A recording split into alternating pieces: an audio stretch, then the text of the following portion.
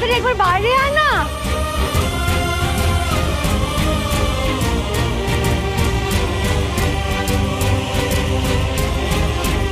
আয় দিদি ভাই আয়, আমার সঙ্গে আয়। কি মহেশমতি? মহেশমতি ও এখানে কি করছে? ওকে এখানে কে ঢুকতে দিল? আমি বলেছি না আমার ইচ্ছে না থাকলে ওই বাড়িতে ঢুকবে না। তাহলে ও এখানে ঢুকলো কিভাবে? ওকে চলে যেতে বলো, এক্ষুনি ওকে চলে যেতে বলো মহেশমতি। দিদি ভাই তুই বলিস না এই বাড়িটা আমার, তুই নাকি এই বাড়ির অধিকার শুধু আমাকে দিয়েছিস, তাহলে আমি আমার পছন্দ মতো কাউকে এই বাড়িতে ঢুকতে দিতে পারি না? কি রে বল না, পারি তো? মহেশমতি আমি বলছি শোন, তোরা কথা বল, কথা বল, কথা বললে ভেতরে জমে থাকা অভিমানটা গলে জল হয়ে যাবে। না মহেশমতি, আমি ওর সঙ্গে কোনো কথা বলতে চাই না, আমার ওর সঙ্গে কোনো কথা বলারই নেই। যা কথা বলার বলা হয়ে গেছে। আমি একটা মিথ্যেবাদী মানুষের সাথে বিন্দু মাত্র কোনো ইচ্ছে নেই কথা বলার।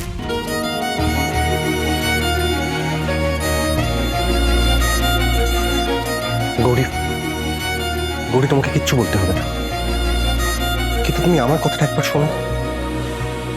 গৌরী, আমি তোমাকে কি করে যে বোঝাই, আমি সত্যি সব ভুলে গেছিলাম।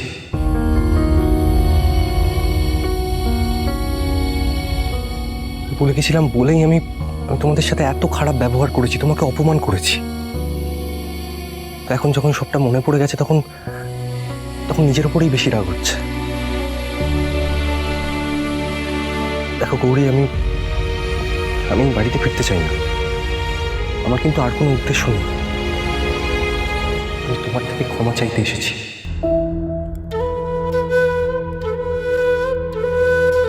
আমি শুধু এটুকুই চাই, ব্যাস, আমাকে ক্ষমা করে দাও।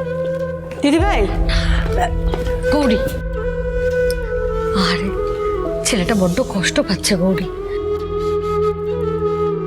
দেখ, ওকে দেখে আমারই চোখে জল চলে আসছে।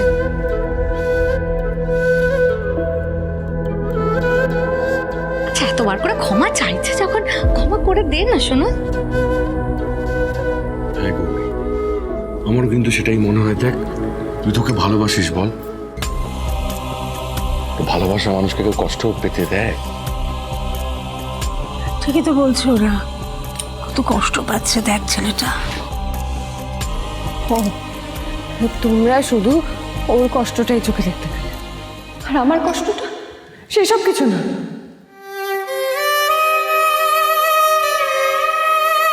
ও তো এখন এসে কষ্ট পাচ্ছে, আর এত দিন ধরে আমি যে ওকে ফিরে পাওয়ার জন্য এত কষ্ট পেলাম, সেটা কিছু না।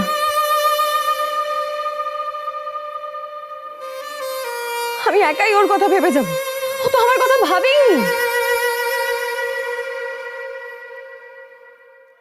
তাই আমিও আর কোনোদিন ওর কথা ভাববো না। গৌরী, গৌরী শোনো, গৌরী, গৌরী। আরে আমি একবার যাই, বুঝলে তো? এটা কাঁদতে কাঁদতে চলে গেল। আমি একবার কোথায় যাচ্ছ সেজো বৌমা? তুমি দেখলে না মামি, কেমন কাঁদতে কাঁদতে দৌড়ে চলে গেল। ওকে একটু গিয়ে বোঝাই। যার যাওয়ার সে তো চলে গেছে, সে ঠিক বোঝাতে পারবে, তোমাকে নতুন করে গিয়ে বোঝাতে হবে না। ওরা কথা বলুক, দূরত্ব যখন কমে গেছে তখন কথা বললে অভিমানটাও গলে জল হয়ে যাবে। তোমরা যাও, তোমাদের ঘরে যাও, যাও তোমাদের ঘরে যাও।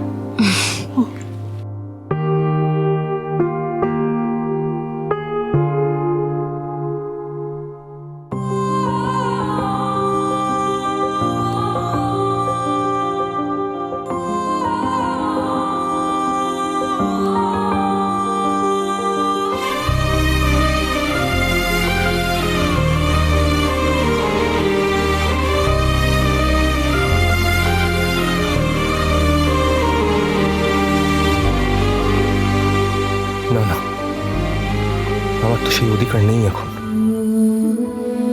সে আগের মতো ওকে স্পর্শ করার অধিকার কি আমি তাহলে আর কখনো ফিরে পাবো না?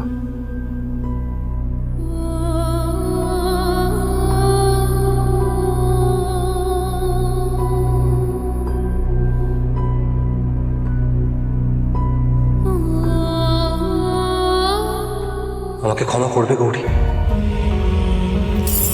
ক্ষমা? কিসের ক্ষমা? মিথ্যে কথা বলার জন্য ক্ষমা করব? ঠিক আছে, যাও, ক্ষমা করে দেব। কিন্তু তুমি আর কোনোদিন আমার সামনে আসবে না। চলে যাও, দূরে চলে যাও, আমার থেকে অনেক দূরে চলে যাও তুমি।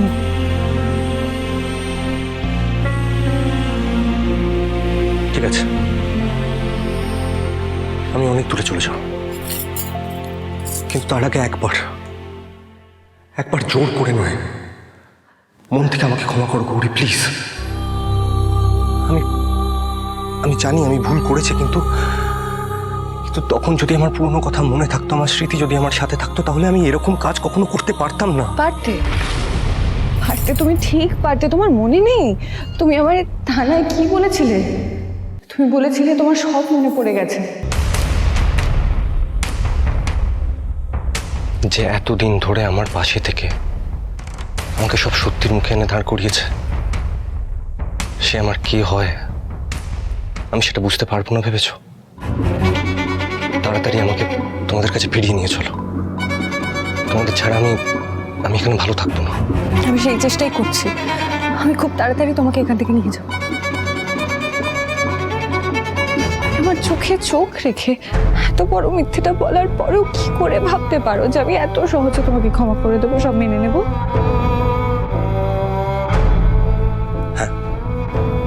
হ্যাঁ, আমি মিথ্যে বলেছিলাম। তখন আমার আগের কথা কিচ্ছু মনে ছিল না, কিন্তু তাও আমি মিথ্যে বলেছিলাম। কিন্তু সেটা বলেছিলাম নিজেকে বাঁচাতে। আমি জেলে পচে মরতে চাইনি গৌরী, নিজেকে বাঁচাবার জন্য আমি মিথ্যে বলেছিলাম। সেই মিথ্যেটা বলার সময় তুমি একবারও ভাবলে না যে সেই মিথ্যেটা বিশ্বাস করে আমি কতটা কষ্ট পাবো? আমি যে স্বপ্নটা আবার নতুন করে দেখা শুরু করেছি, সেই স্বপ্নটা ভেঙে চুরমার হয়ে যাবে, তুমি একবারও ভাবলে না?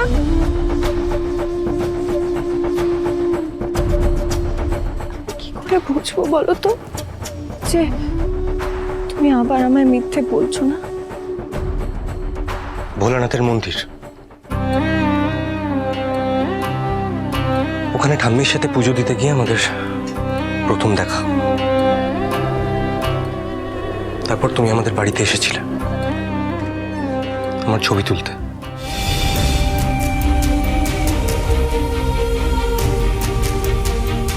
তারপর আমার অফিসে তোমার কাজ করতে আসা।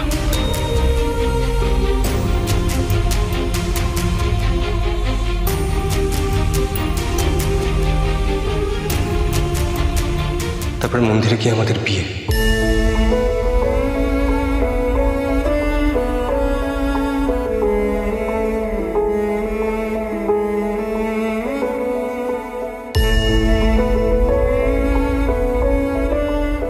বাড়ির সবার মতে আমি বিয়ে করে তোমাকে বাড়িতে এনেছিলাম। আমি গৌরীকে ভালোবাসতাম,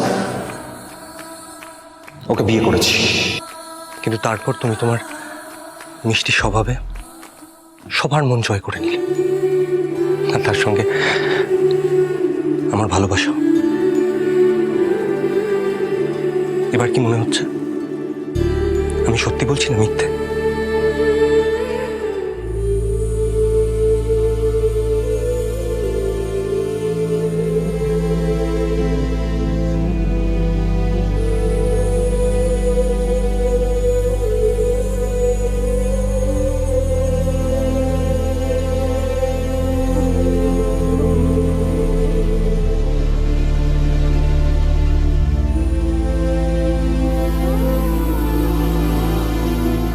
সেদিন রাতে যখন আগুন লাগলো গৌরী, আমি অনেক চেষ্টা করেছিলাম তোমাকে বাঁচাবার, কিন্তু তারপর আর আমার কিছু মনে নেই।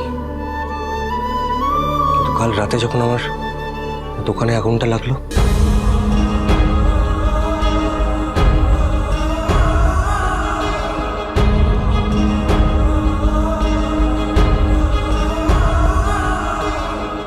আমার সব মনে পড়ে গেল গৌরী।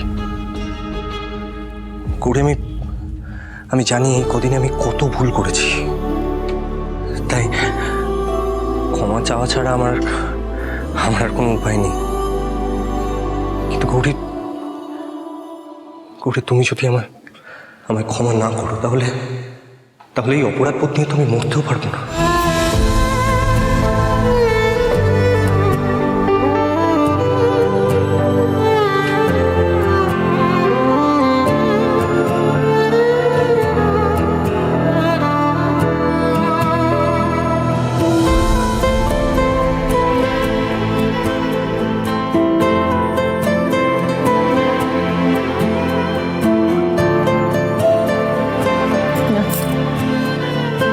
কখনো আমার কথা মুখে আনবে না। তোমার কোনো ক্ষতি আমি সহ্য করতে পারবো না, মানতে পারবো না। কেন গৌরী? তুমি তো আমায় ভালোবাসো না, বরং আমায় ঘেন্না করো। তাহলে কেন আমার ক্ষতি তুমি সহ্য করতে পারবে না? কি সত্যি কিছুই বোঝো না নাকি তুমি এখনো অভিনয় করছো?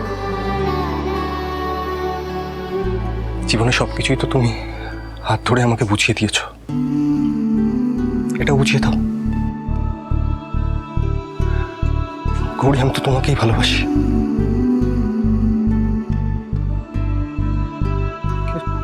কিন্তু তুমি কি আমায় আগের মতো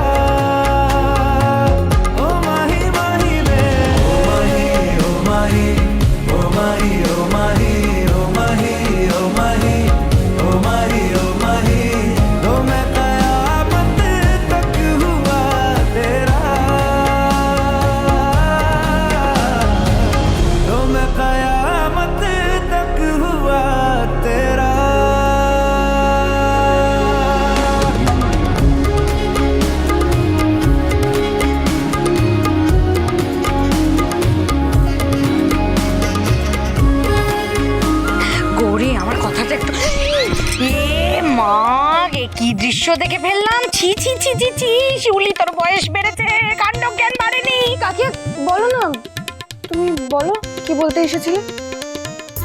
আসবো না মানে হাত সরাবো কি করে, চোখ তুলে তাকাবো কি করে? সিনেমা শেষ না হলে তো দেখতে নেই রে গৌরী। নাকি শেষ হয়েছে? খুলবো না কিছু, হাতটা সরাই।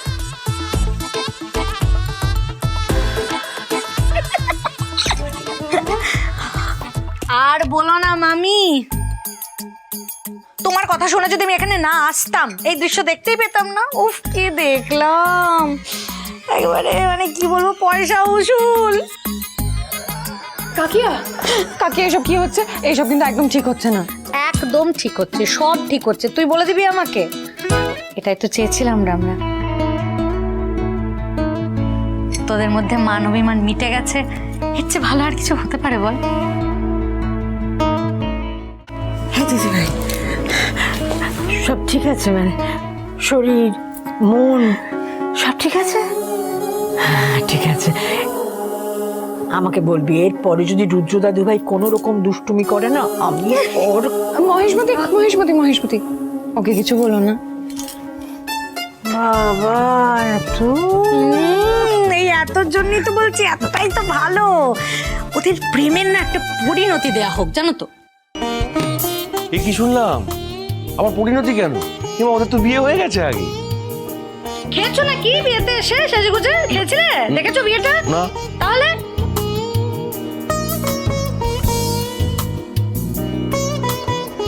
যে বিয়ে আমি চোখে দেখিনি, যে বিয়ের নেমন্তন্ন খাইনি, সেটাকে আমি বিয়ে করলে মনেই করবো। আচ্ছা বেশ বেশ, তাই হবে। কালকে আমাদের বাড়ির বাবা মহাদেবের সামনে আমার রুদ্র দাদু ভাই আমার বড় দিদি ভাইয়ের স্মৃতিতে সিঁদুর দিয়ে রাঙিয়ে দেবে আবার। শান্তি, মহেশমতি বলছি আমাদের বিয়ে তো হয়ে গেছে, আর এসবের দরকার নেই। আমি বলছি তার থেকে বরং কালকে তোমার হাত ধরেই আমাদের হরগৌরী পাইস হোটেলের পথ চলা আবার নতুন করে শুরু হোক। আরে এমা তা কেন, মামি যে বললো আমরা যখন সব নতুন করে শুরুই করছি তখন বিয়েটা ছোট্ট করে নতুন করে সেরে ফেলি। হ্যাঁ হ্যাঁ হ্যাঁ, ওই নতুন করে হোটেলটা আবার চালু হওয়া আর তোদের বিয়ে, এই দুটো অনুষ্ঠান মিলে একটা বাড়িতে জমি আয়োজন হোক মামি। বেশ দিদি ভাই, ওরা যখন চাইছে কালকে আবার আমরা 4 হাত এক করে দেব তোদের। হ্যাঁ খুশি?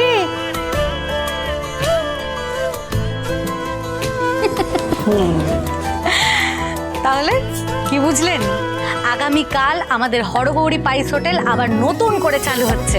হ্যাঁ হ্যাঁ, আপনারাই সাক্ষী থাকবেন, তাই দেরি করলে কিন্তু চলবে না, ঝটপট চলে আসবেন, ফাটিয়ে মজা হবে। কি হলো, এখনো কারো দেখা নেই কেন? এত বেলা হয়ে গেল, সবাই কি আজকের দিনেও না ডেকে ঘুমোচ্ছে নাকি?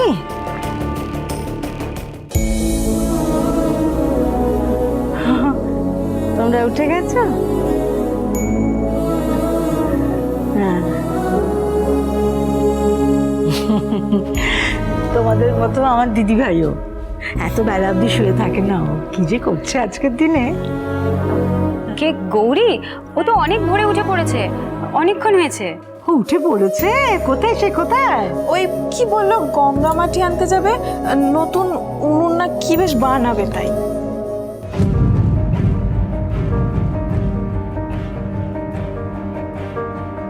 কি হয়েছে দিদা, আপনার কি শরীরটা খারাপ লাগছে?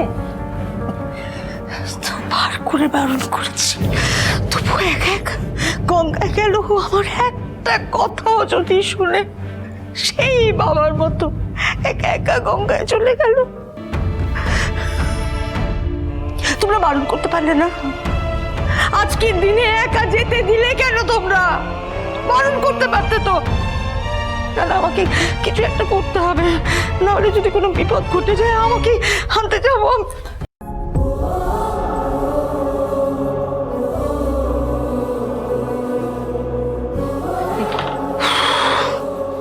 তুই এসে গেছিস দিদি ভাই, তুই কেন বুঝিস না আমার চিন্তা হয় তোকে নিয়ে? শুনিস না কেন আমার কথা? তুমি এত দুশ্চিন্তা কেন করো মহেশমতি? আমি ছোট বাচ্চা যে গঙ্গায় গিয়ে হারিয়ে যাব বা ডুবে যাব? খবরদার, এই অলক্ষণের কথাটা আজকের দিনে বলবে না কখনো। বারে, আজকে তোমার হোটেল নতুন করে চালু হচ্ছে, তো নতুন উনুন বানানোর জন্য গঙ্গা মাটি লাগবে না? তাই তো গঙ্গায় গেছিলাম। এসো এসো, উনুনটা বানিয়ে ফেলি, এসো।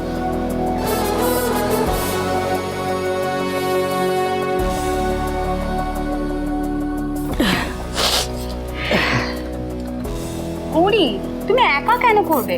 আজ না তোমার বিয়ে, আমরা সবাই তোমাকে হেল্প করব।